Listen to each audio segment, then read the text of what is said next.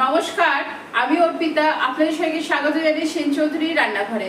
আজ আমি আপনাদের সঙ্গে শেয়ার করব পাকা আমের একটা খুব সুন্দর ডেজার্ট রেসিপি। চলুন সরাসরি শুরু করা যায়। দেখুন, পাকা আমের ডেজার্ট বানাতে আমার লাগছে এখানে পাকা আম। এখানে আমার আছে ফুল ক্রিম মিল্ক আধা লিটার, আর এখানে লাগছে আমার গোবিন্দভোগ চাল এই 2 চামচ মতো। প্রথমে আমি গোবিন্দভোগ চালটা পরিষ্কার করে ধুয়ে একটু জলে ভিজিয়ে রাখবো। দেখুন, গোবিন্দভোগ চালটা আমি পরিষ্কার করে ধুয়ে জলে ভিজিয়ে রাখলাম। আর অন্যদিকে আমি কিন্তু দুধটাও গরম করে নেব। দেখুন, এখানে আমি কড়াইটা বসিয়ে দিয়েছি। এবার এর মধ্যে আমি দুধটা ঢেলে গরম করব। দুধটা কিন্তু একদম ফুল ক্রিম মিল্ক। দেখুন, দুধটা হালকা গরম হয়ে এসছে। এই সময় এখান থেকে আমি 2 হাতা দুধ একটু তুলে রাখছি। আর দুধটা এবার গরম হোক, অন্যদিকে আমরা বাকি কাজগুলো করে নেব। দেখুন, এবার একটা মিক্সিং জার নিয়েছি। জারের মধ্যে আমি কিন্তু এই চালটা এবার ভালো করে পিষে নেব। দেখুন, চালটা আমার খুব সুন্দর পেস্ট হয়ে গেছে, মিহি পেস্ট করে নিয়েছি। দেখুন, অন্যদিকে দুধটাও কিন্তু আমার ফুটে উঠেছে। এই সময় আমি দুধের মধ্যে দিয়ে দেবো আমি যে চালটা পেস্ট করে রেখেছিলাম সেই চালটা। পেস্ট করে চালটা দিয়ে এইভাবে কিন্তু নেড়ে দিতে হবে, নাহলে গুটলি পেকে যাবে। চালটা দিয়ে দেখুন দুধটা আমার ফুটে উঠেছে। এবার আমি গ্যাসের ফ্লেমটা কিন্তু একটু কমিয়ে দেবো, কমিয়ে দিয়ে এটা একটু হতে দেবো। দেখুন, চালটা আমি বাটা করে নিলাম, দিয়ে সেদ্ধ করতে দিলাম। অন্যদিকে আমি কিন্তু এবার আমের খোসা ছাড়িয়ে আমের পাল্পটাও বের করে নেবো। দেখুন, ডাইরেক্ট মিক্সির মধ্যে আমটা আমি দিয়ে দিলাম। এভাবে মিক্সির মধ্যে দিয়ে আমি একটা স্মুথ পেস্ট তৈরি করবো। আমি স্মুথ পেস্ট তৈরি করে নিই, তারপর আবার আপনাদের সঙ্গে আমার কথা হচ্ছে। আমার কিন্তু আমের একদম মিহি মানে একদম স্মুথ একটা পেস্ট আমি তৈরি করে নিয়েছি। দেখুন, দুধটা আমার খুব সুন্দরভাবে আস্তে আস্তে ফুটে উঠছে। চালের যে চাল বাটাটা যেটা দিয়েছিলাম সেটা এবার সেদ্ধ হয়েছে কিনা একটু দেখবো। পুরো সেদ্ধ হয়নি, চাল বাটাটা সেদ্ধ হবে। তো একদম ভেমে আছে, এটা সেদ্ধ হোক, তারপর আবার আপনাদের সঙ্গে আমার কথা হচ্ছে। দেখুন, চালটা আমার খুব সুন্দরভাবে সেদ্ধ হয়ে গেছে। এবার আমি এর মধ্যে দিয়ে দিচ্ছি পরিমাণ মতো চিনি। চিনির পরিমাণ কিন্তু একটু কম দেবো এখানে। আমি কিন্তু আর চিনি ব্যবহার করব না, আপনারা আপনাদের স্বাদ অনুযায়ী ব্যবহার করবেন। চিনিটা দিয়ে আমি এখানে চিনিটা গলতে দেব। আর যে দেখছেন কড়াইয়ের সাইডে যেগুলো লেগে আছে, এগুলো কিন্তু এইভাবে আমি হাতের সাহায্যে চেঁচে চেঁচে নামিয়ে নেব। আর অন্যদিকে আমি যে দুধটা তুলে রেখেছিলাম সেই দুধটার মধ্যে 3 চামচ পরিমাণ, মানে মাঝারি চামচে 3 চামচ পরিমাণ আমি গুঁড়ো দুধ দিয়েছিলাম। গুঁড়ো দুধ দিয়ে গুলে রেখে দিয়েছিলাম, যাতে টেস্টটা আরও সুন্দর হয়। দেখুন, গ্যাসের ফ্লেমটা কিন্তু এবার আমি বাড়িয়ে দিলাম।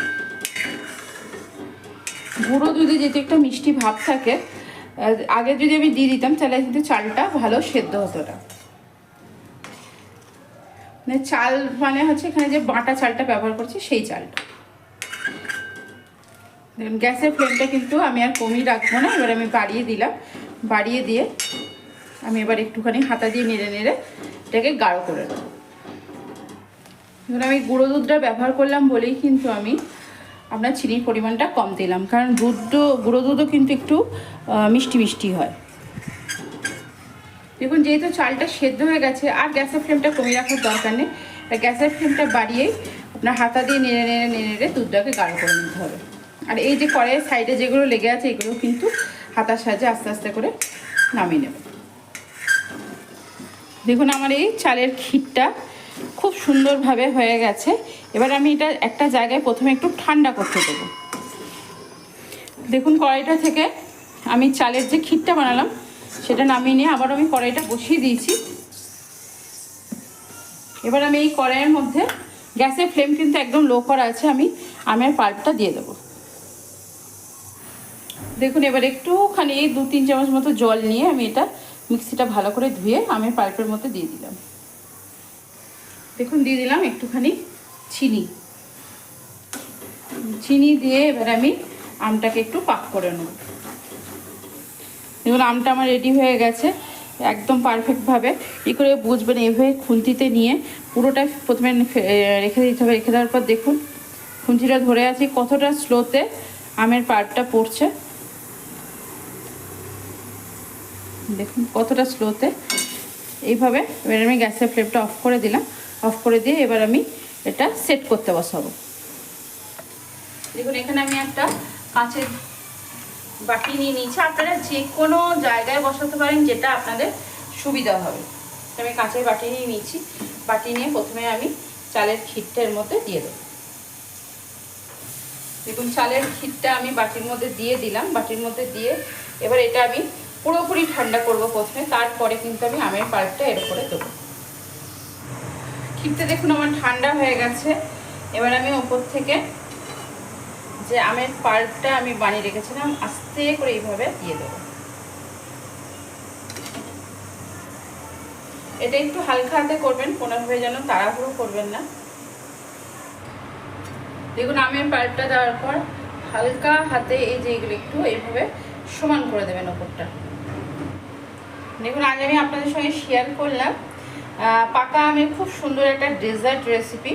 আশা করি আমার ভিডিওটি আপনাদের ভালো লেগেছে। যদি ভিডিওটি ভালো লাগে অবশ্যই কিন্তু একটা লাইক তো দেবেনই, আর অবশ্যই একে অপরের সঙ্গে একটু শেয়ার করে দেবেন। আমার পাশে থাকবেন, যেখানেই ভালো থাকবেন, সুস্থ থাকবেন, আনন্দে থাকবেন, অনেক অনেক সুখে থাকবেন। আর আমার ড্রেসারটা কিন্তু এখনও কমপ্লিট হয়নি পুরোপুরি। দেখতে পাচ্ছেন লেয়ারিংটা, আশা করি আপনাদেরকে আমি দেখাতে পাচ্ছি। দেখুন এবার এটা পুরোপুরি ঠান্ডা হয়ে যাবে। ঠান্ডা হয়ে যাওয়ার পর ফ্রিজে কিন্তু আমি প্রায় 3 থেকে 4 ঘন্টা এটা রেখে দেবো। 3 থেকে 4 ঘন্টা এটা ফ্রিজে রাখার পর, মানে রুম টেম্পারেচারে আসার পর ফ্রিজে আমি 3 থেকে 4 ঘন্টা রাখবো। তারপর আবার আপনাদেরকে দেখাচ্ছি এটা দেখতে কেমন হয়েছে। দেখুন এটা প্রায় আমি 3.5-4 ঘন্টা ফ্রিজে রাখার পর আপনাদেরকে খুলে দেখাচ্ছি কতটা সুন্দর এটা সেট হয়েছে।